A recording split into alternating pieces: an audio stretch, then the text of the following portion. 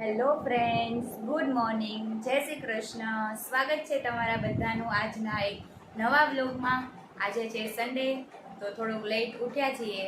તો હવે પિન્ટુને મગનું પાણી ને દવા ને બધું અપાઈ ગયું છે અને એને ભાખરી ખાવી છે ચા સાથે. તો પહેલાં આપણે ભાખરીનો લોટ બાંધી લઈએ અને સાથે કાલ જેવા દાલ ફ્રાય જીરા રાઈસ કરવાના છે.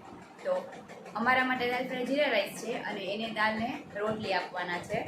તો જોઈએ હવે દાલ રોટલી ખાઈ કે દાલ ફ્રાય જીરા રાઈસ ખાઈ. અત્યારે ભાખરીને ચા ખાઈ છે. તો ચાલો એ બધું બનાવી લઈએ. આજે મંદિરે નથી જવાનું, તો ચાલો હવે જઈએ રસોડામાં. અને પિન્ટુને નાહી ધોઈને અહીંયા મસ્ત મોબાઈલ જોવે છે, ફ્રેશ થઈ ગયો છે.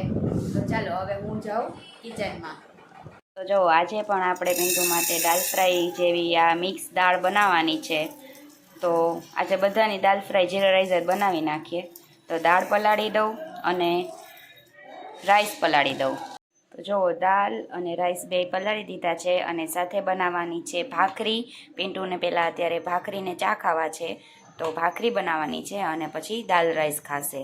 તો ચાલો હવે પલળી જાય પછી આપણે દાલ રાઈસ બનાવશું. હવે આપણી દાળ પલળી ગઈ છે, તો હવે દાળ વઘારી લઈએ. તો મેં અહીંયા ગાયનું ઘી લઈ લીધું છે. ઘી ગરમ થાય એટલે આપણે વઘાર કરી લઈએ દાળનો. ચાલો તો હવે આપણે પહેલાં રાઈ નાખી દઈએ,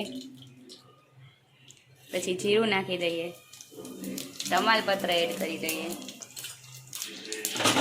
હિંગ નાખી દઈએ.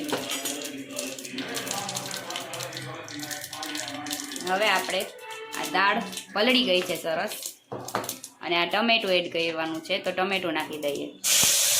તો જો ટમેટું થોડુંક ચડી જાય એટલે એની અંદર આપણે હળદર અને ધાણા જીરું એડ કરી દીધું છે અને ટેસ્ટ વાઇઝ સોલ્ટ એડ કરી દીધું છે. અને હવે આની અંદર આપણે પલાળેલી દાળ નાખી દીધી છે. તો હવે આમાં જરૂર પૂરતું પાણી નાખી દઈશું અને પછી કુકર બંધ કરી અને 4 થી 5 વિસલ કરી લઈશું. તો ચાલો હવે આપણે આની અંદર 1 કળશા જેટલું પાણી એડ કરી દઈશું અને હવે આને પ્રોપર મિક્સ કરી દઈશું.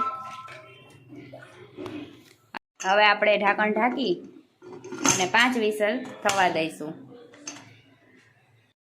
ચાલો તો આપણું અહીંયા દાળનું કુકર થાય ત્યાં સુધીમાં આપણે અહીંયા ભાત બનાવી લઈએ. આજે છૂટા ભાત બનાવવાના છે, તો મેં અહીંયા પાણી ગરમ કરવા માટે મૂકી દીધું છે.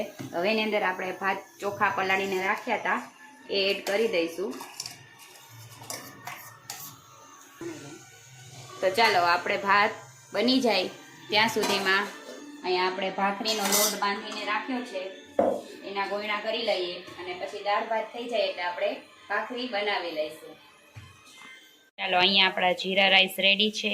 અહીંયા આપણી ભાખરી પણ બનવા માંડી છે અને આપણી દાળનો આપણે તડકો મારીએ છીએ. આજે પપ્પાને બધાને ખાવાની છે, તો પિન્ટુની દાળ કાઢી લીધી છે અને જો આપણી દાળમાં હવે તડકો મારવાનો છે.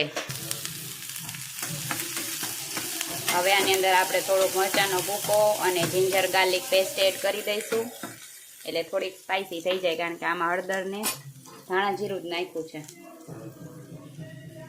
થોડુંક લાલ મરચું પાવડર એડ કરી દઈશું, મિક્સ કરી દઈશું. થોડીક જિંજર ગાર્લિક પેસ્ટ એડ કરી દઈશું. હવે આ તડકાને આપણે દાળની અંદર એડ કરી દઈશું.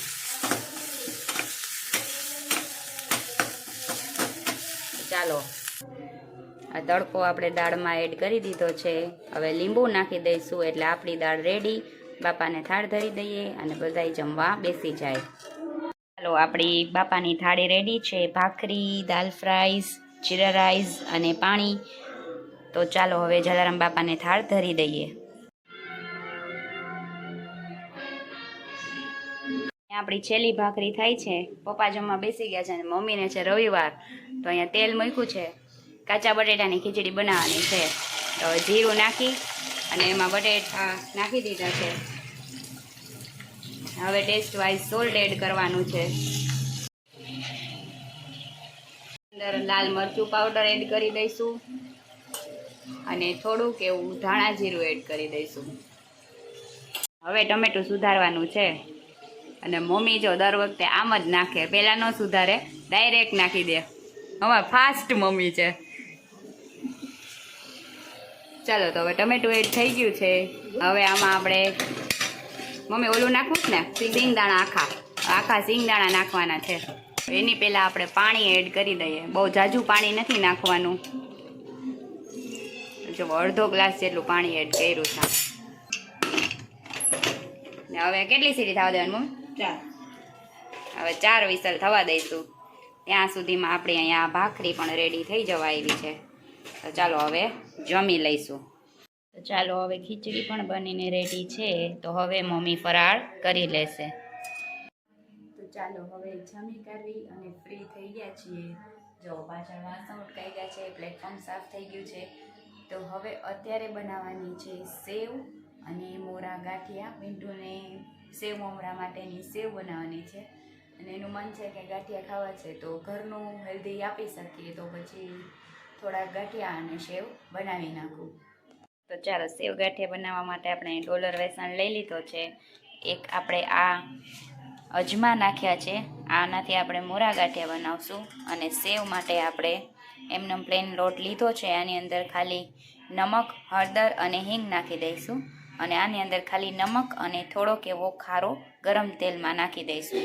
તો ચાલો હવે લોટ બાંધી લો. તો ચાલો આ મોરા ગાંઠિયા માટે આપણે ટેસ્ટ વાઇઝ સોલ્ટ નાખી દઈએ. સાથે સાથે સેવના લોટમાં પણ સોલ્ટ નાખી દઈએ.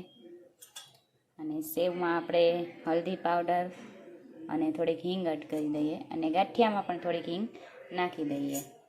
મોરા ગાંઠિયા માટે આપણે અહીંયા સાજીના ફૂલ લઈ લીધા છે. તો એટલા 2 પિંચ જેટલા સાજીના ફૂલ નાખી દઈશું. ને આની ઉપર ગરમ તેલ રેડી દઈશું. અહીંયા મેં તેલ ગરમ કરવા માટે મૂકી દીધું છે. હવે લોટ બાંધી લો. તો જુઓ આપણો આ સેવનો લોટ બંધાઈ ગયો છે અને અહીંયા ગાંઠિયાનો લોટ પણ બંધાઈ ગયો છે. થોડાક જ બનાવ્યા છે, જેથી કરીને એને દર વખતે આપણે તાજા આપી શકીએ. અને આપણે અહીંયા સંચો લઈ લીધો છે. તો હવે એમાં બેટર નાખી અને સેવ પાડી લઈએ. ચાલો આપણે સેવ બનાવવાની શરૂ કરી દીધી છે. સેવ બની જાય એટલે આપણે ગાંઠિયા બનાવી લઈશું. તો ચાલો આપણી સેવ બનવા માંડી છે. આ પહેલો ઘાણ આપણે થોડોક જાડો બનાવ્યો છે, બીજો ઘાણ ઝીણી સેવ બનાવી છે. તો ચાલો હવે સેવ બની ગઈ છે અને હવે ગાંઠિયાનો ઘાણ પણ નખાઈ ગયો છે. તો હવે ગાંઠિયા બનાવી લઈએ. આપણા ગાંઠિયા પણ રેડી છે અને સેવ પણ રેડી છે. તો હવે પિન્ટુ હેપી. ચાલો તો હું થઈ ગઈ છું રેડી અને દૂધ લેવા જવાનું ને એવું બધું છે. અને સાંજનો ટાઈમ છે, તો પિન્ટુને પણ થોડુંક ફ્રેશ થાય તો બહાર અટલાકમાં આટો મરાવી દઈએ. તો ચાલો હવે આટો મારવા જઈએ છીએ. અમે આવ્યા છીએ સમીરભાઈની શોપ પર. પિન્ટુને મોસંબીનું જ્યુસ પીવું તો એટલા માટે જો અહીંયા બેઠો વાતું કરે છે એની અરે. તો ફ્રેન્ડ્સ આપણે ઘરે આવી જમી લીધું, પિન્ટુને જમાડી દીધો અને ફ્રી થઈ ગયા છીએ અને રૂમમાં પણ આવી ગયા છે. અને પછી પિન્ટુના ફ્રેન્ડને લોકો આવી ગયા હતા. તો આગળ આપણે કંઈ રેસીપીનું કે શૂટિંગ નથી થઈ શક્યું, લેટ થઈ ગયું હતું બહાર ગયા તો એટલા માટે. તો આજનો વિડીયો હું અહીંયા જ એન્ડ કરું છું.